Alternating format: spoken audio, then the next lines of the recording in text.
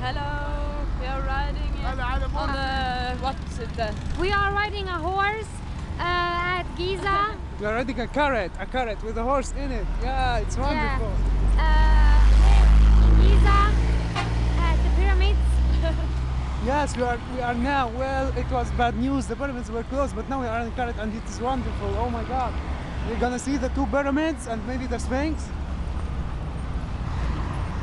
How do you feel? Oh, it's unbelievable. It's magical. Yeah, it's really magical. We have special feelings in our in my body. I never been like that.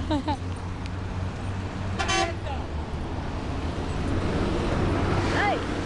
And there is the pyramids. You can see it.